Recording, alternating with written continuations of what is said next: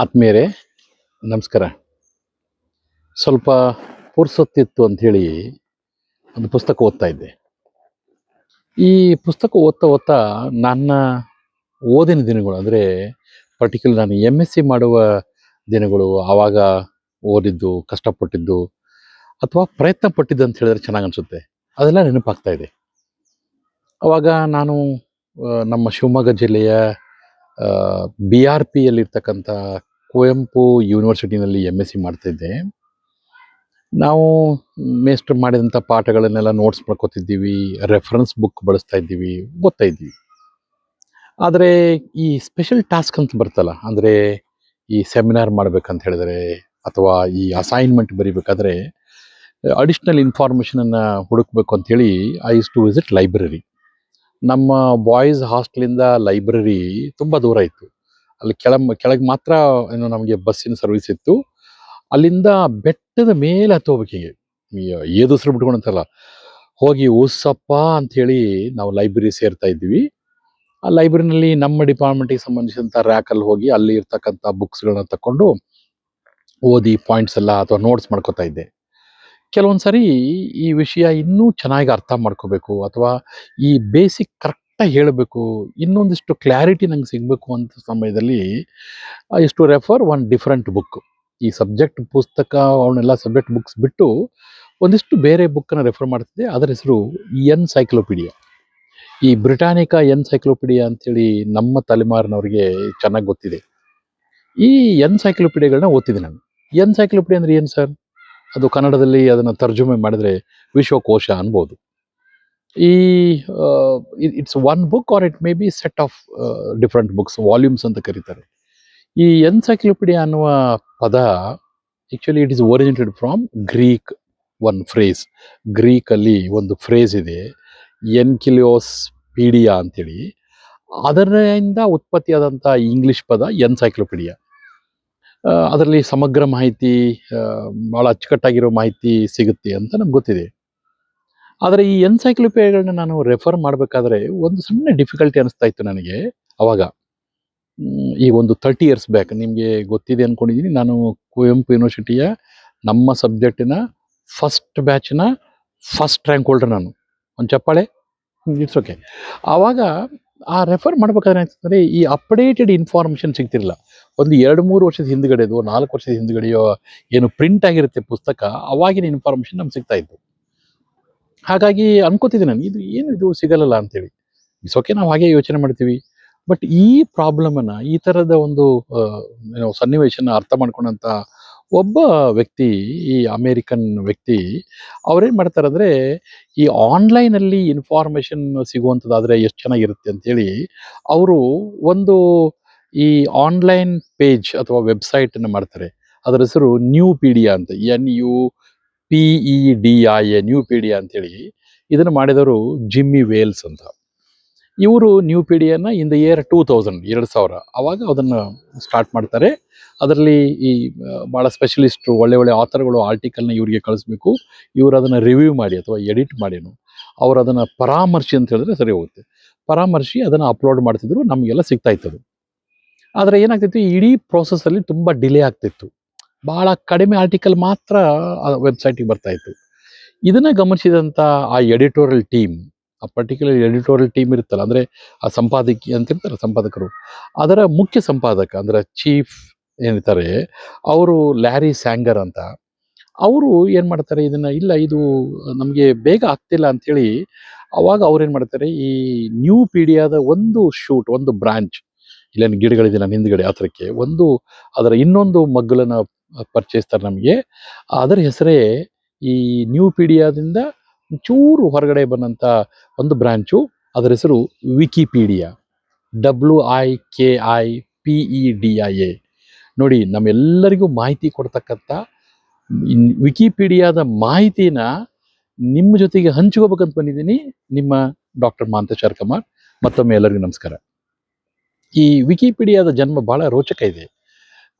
ಏನು ಆಗತ್ತಂದರೆ, ಈ ಪೀಡಿಯಾ ಅನ್ನೋದು, ಈ ನ್ಯೂಪೀಡಿಯಾ, ಪೀಡಿಯಾ ಅಂದರೆ ಎಲ್ಲಿಂದರೆ ಈ ಎನ್ಸೈಕ್ಲೋಪೀಡಿಯಾ ಅಂತ ತೆಗೆದುಕೊಂಡಂಥ ಒಂದು ಅರ್ಧ ಪದ ಪೀಡಿಯಾ ಅಂತೇಳಿ. ಇದಕ್ಕೆ ಹಿಂದೆ ಏನು ಸೇರಿಸಿದ್ರು, WIKI ವಿಕಿ ಅಂತ ಸೇರಿಸಿದ್ರು. ಈ ವಿಕಿ ಅಂದ್ರೆ ಏನು sir? Is it an English word? No no no sir. Or is it a Greek word? No no no. ಎಲ್ಲಿಂದ ತಗೊಂಬಂದ್ರಂದ್ರೆ ಇಟ್ ಈಸ್ ಹವಾಯಿಯನ್ ವರ್ಡ್. ಅದು ಹವಾಯಿಯನ್ ದ್ವೀಪಗಳು ಅಂತೆಲ್ಲ ಕಲಿತಿದ್ರು, ಹವಾಯಿ ದ್ವೀಪಗಳು ಅಂತ. ಅಲ್ಲಿ ಹವಾಯಿಯನ್ ಲ್ಯಾಂಗ್ವೇಜ್ ಅಲ್ಲಿ WIKI ವಿಕಿ ಅಂದ್ರೆ ತಕ್ಷಣ ಅಂತ, ಕ್ವಿಕ್ ಅಂತ, ಪಟ್ ಅಂತ ನಾವು ಕರಿತೀವಲ್ಲ ಈಗ, ಹಾಗೆ.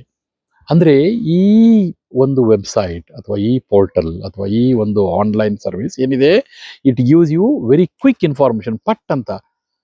ಹೌದಲ್ವಾ? ನಾವು ವಿಕಿಪೀಡಿಯಾಗೆ ಹೋಗಿ ಒಂದು ವರ್ಡ್ ಸರ್ಚ್ ಕೊಡ್ತಿದ್ದಂಗೆ ಹಾಗೆ ಇನ್ಫಾರ್ಮೇಶನ್ ಡಗ ಡಗ ಡಗಡ ಬರ್ತಾ ಇರುತ್ತೆ. ಹಾಗಾಗಿ ನಮಗೆ ಕ್ವಿಕ್ ಆಗಿ ಇನ್ಫಾರ್ಮೇಶನ್ ಕೊಡ್ತಕ್ಕಂಥ ಒಂದು ಸರ್ವಿಸನ್ನ ಅವರು ಸ್ಟಾರ್ಟ್ ಮಾಡಿದ್ರು. ಅವರಿಬ್ರು ಮೇಧಾವಿಗಳು, ಅಮೇರಿಕನ್ಸ್ ಇಬ್ರು. ಅವರು ಈ ವಿಕಿಪೀಡಿಯಾದ ಜನ್ಮದಾತರು.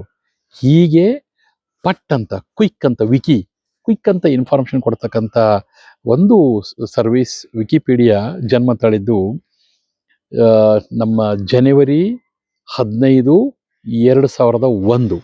ನೋಡಿ ನೋಡಿ ನೋಡಿ, 2001 ಅಂದ್ರೆ ಈಗ ಎಲ್ಲಿದ್ವಿ ನಾವು? 2026. ಅಂದ್ರೆ ಇಂದಿಗೆ 25 ವರ್ಷಗಳ ಹಿಂದೆ ಈ ನಮ್ಮ ವಿಕಿಪೀಡಿಯಾ ಅಂಬೆಗಾಲಿಡ್ತಾ ತನ್ನ ಜೀವನವನ್ನು ಅಥವಾ ತನ್ನ ಯಾತ್ರೆಯನ್ನು ಪ್ರಾರಂಭಿಸಿದೆ. ಈಗ ಇದಕ್ಕೆ 25ರ ಪ್ರಾಯ. ಈ 25 ವರ್ಷದಲ್ಲಿ ಅಗಾಧವಾದ ಮಾಹಿತಿಯ ಕನಜ ನಮ್ಮ ವಿಕಿಪೀಡಿಯಾ. Happy birthday Wikipedia. ನೋಡಿ, ನಮಗೆಲ್ಲರಿಗೂ ಈ ಅಕ್ಷರ ದಾಸೋಹ ಮಾಡ್ತಕ್ಕಂಥ, ನಮಗೆ ಜ್ಞಾನದ ಬುತ್ತಿ ಕೊಡ್ತಕ್ಕಂಥ ಈ ವಿಕಿಪೀಡಿಯಾ, ನಾವು ಎಲ್ಲರೂ ಯಾರ್ಯಾರು ನಾವು ಸ್ಮಾರ್ಟ್ ಮೊಬೈಲ್ ಮತ್ತು ಈ ಲ್ಯಾಪ್ಟಾಪ್ಗಳನ್ನ ಬಳಸ್ತೀವಿ ಅಥವಾ ಇಂಟರ್ನೆಟ್ ಬಳಸ್ತೀವಿ, ಖಂಡಿತ ನೂರಾರು ಬಾರಿ ಈ ವಿಕಿಪೀಡಿಯಾ ಸರ್ವಿಸ್ ತೊಗೊಂಡಿದ್ದೀವಿ. ಈ ವಿಕಿಪೀಡಿಯಾ, ಮಾಹಿತಿ ಕನಜ ವಿಕಿಪೀಡಿಯಾ ಈಗ ಬೆಳ್ಳಿ ಹಬ್ಬ ಆಚರಿಸ್ತಾ ಇದೆ. ಅಂದರೆ 25 ವರ್ಷ ಏನೋ ಅಷ್ಟು ಸಾರ್ಥಕ ಸೇವೆಯನ್ನು ಕೊಟ್ಟಂಥ ಈ ವಿಕಿಪೀಡಿಯಾ ಇನ್ನೂ ನೂರಾರಲ್ಲ, ಸಾವಿರಾರು, ಲಕ್ಷಾಂತರ ವರ್ಷ ಈ ಭೂಮಿ ಇರೋವರೆಗೂ ಇರುತ್ತೆ ಅನ್ನೋಂಥ ನಾನು ಹೇಳಬಲ್ಲೆ. ಇಂಥ ವಿಕಿಪೀಡಿಯಾ ನಮಗೆ ಏನು ಜಗತ್ತಿನ ನೂರಾರು ಭಾಷೆಗಳಲ್ಲಿ ಲಕ್ಷಾಂತರ ಆರ್ಟಿಕಲ್ಸು, ಕೋಟ್ಯಾಂತರ ಜನ ಯೂಸ್ ಮಾಡ್ತಕ್ಕಂಥ ವಿಕಿಪೀಡಿಯಾ ಆಮೇಲೆ ಈ ನಮ್ಮ ಗೂಗಲ್ ಜೊತೆಗೆ ಒಡಂಬಡಿಕೆ ಮಾಡಿಕೊಂಡಿದೆ. ಹಾಗಾಗಿ ನಾವು ಗೂಗಲಲ್ಲಿ ಏನೇ ಟೈಪ್ ಮಾಡಿ ಸರ್ಚ್ ಮಾಡಿದ ತಕ್ಷಣವೇ ಗೂಗಲ್ ಈ ವಿಕಿಪೀಡಿಯಾದ ಮಾಹಿತಿಯನ್ನು ಹೆಕ್ಕಿ ನಮಗೆ ಉಣಬಡಿಸುತ್ತೆ ಅಥವಾ ನಮ್ಗೆ ಕೊಡುತ್ತೆ. Google is a search engine, search ಮಾಡಿ ನಮಗೆಲ್ಲ ಕೊಡುತ್ತೆ. ಈಗ ಈ 25 ವರ್ಷದ ಈ ಸಾರ್ಥಕ ಸೇವೆಯಲ್ಲಿ ಮುನ್ನುಗ್ಗತಕ್ಕಂಥ ಈ ವಿಕಿಪೀಡಿಯಾ ಈಗ ಈ ವರ್ಷ ಏನು ಮಾಡಿದ್ದಾರೆ ಅವರಿಬ್ಬರು ಮೇಧಾವಿಗಳು, ಇದನ್ನ ಈಗ ನಮ್ಮ ಏನು ಈ ಆರ್ಟಿಫಿಷಿಯಲ್ ಇಂಟೆಲಿಜೆನ್ಸ್ ಏನು ಬಂದಿದೆ, AI, ಅದರ ನಮ್ಗೆ ಗೊತ್ತಿದೆ, ಚಾಟ್ GPT, ಪರ್ಪ್ಲೆಕ್ಸಿಟಿ ಅಂತ ಏನು ಕರಿತೀವಿ. ಇವರೆಲ್ಲರೂ ಈಗ ಇಲ್ಲಿಂದ ಇನ್ನು ಮುಂದೆ ಈ ವಿಕಿಪೀಡಿಯಾ ಮಾಹಿತಿಯನ್ನು ಬಳಸಿಕೊಳ್ತಾರೆ. ಅದನ್ನು ಬಳಸಿಕೊಂಡು ನಮ್ಗೆ ಇನ್ನೂ ಹೆಚ್ಚಿನ ನಿಖರವಾದ ಮಾಹಿತಿಯನ್ನು ಒದಗಿಸ್ಲಿಕ್ಕೆ ಪ್ರಯತ್ನ ಮಾಡ್ತಾರೆ. ಹಾಗಾಗಿ ನಮ್ಮ ವಿಕಿಪೀಡಿಯಾ ಇನ್ನಷ್ಟು ಪರಿಣಾಮಕಾರಿಯಾಗಿ ನಮ್ಮೆಲ್ಲರ ಸೇವೆಗೆ ಮತ್ತೆ ಸಣ್ಣದಾಗಿದೆ.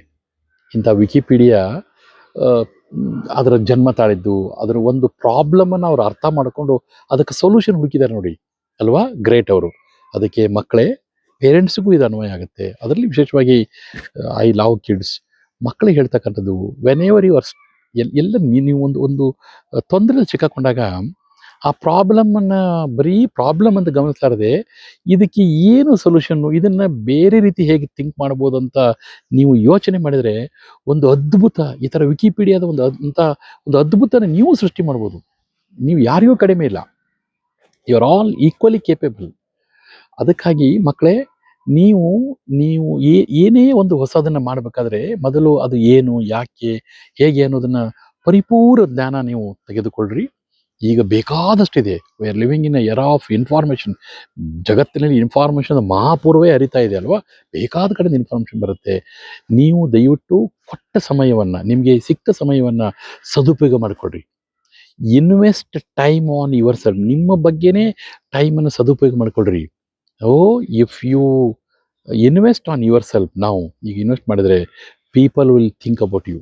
ಅದಕ್ಕೆ ನೀವು ಈ ಸೊಲ್ಯೂಷನನ್ನು ನೀವು ಸರ್ಚ್ ಮಾಡೋಕ್ಕೆ ನಿಮ್ಮ ಸಮಯವನ್ನು ನೀವು ಖರ್ಚು ಮಾಡಿದರೆ ನಾಳೆ ಗೂಗಲಲ್ಲಿ ಜನ ನಿಮ್ಮ ಬಗ್ಗೆ ಸರ್ಚ್ ಮಾಡ್ತಾರೆ ಅಲ್ವಾ? ನೋಡಿ, ಚೆನ್ನಾಗಿದೆ.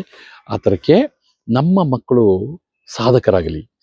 ಈ ವಿಕಿಪೀಡಿಯಾ ಇಂಥದ್ದು ಇನ್ನೇನೇನೋ ಬರ್ಬೋದು ಜಗತ್ತಲ್ಲಿ, ಏನು ಹೊಸದು ಬರುತ್ತೆ ಎನ್ನುವ ಕೌತುಕ, ಕಾತರ ನನ್ನಲ್ಲಂತೂ ಸದಾಕಾಲ ಇದ್ದೇ ಇರುತ್ತೆ.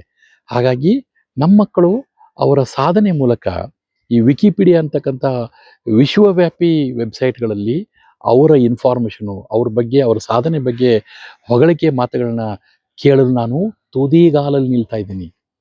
ಮೈ dear kids, use the resources which are available with you. ನಿಮಗೆ ಒಳ್ಳೆ ಅಪ್ಪ ಅಮ್ಮ ಇದ್ದಾರೆ, ಸಾಕಷ್ಟು ಫೆಸಿಲಿಟಿ ಇದೆ, ಓದಲಿಕ್ಕೆ ರಿಸೋರ್ಸಸ್ ಸಿಗ್ತಾ ಇದೆ, ಒಳ್ಳೊಳ್ಳೆ ಮೇಷ್ಟ್ರು ಇದ್ದಾರೆ. ಇವುಗಳೆಲ್ಲರ ಒಂದು ಸದುಪಯೋಗ ನೀವು ಮಾಡಿಕೊಂಡಿದ್ದಾದರೆ ನೀವು ಸಾಧಕರಾಗ್ತೀರಿ. ಹಾಗೆ ನಿಮ್ಮ ಸಾಧನೆ, ನಿಮ್ಮ ಹೆಸರು ಎರಡೂ ವಿಕಿಪೀಡಿಯಾದಲ್ಲಿ ಬರಲಿ ಅಂತ ಹೇಳ್ತಾ ಮತ್ತೊಮ್ಮೆ ಈ ವಿಕಿಪೀಡಿಯಾಗೆ ಹ್ಯಾಪಿ ಬರ್ತ್ಡೇ.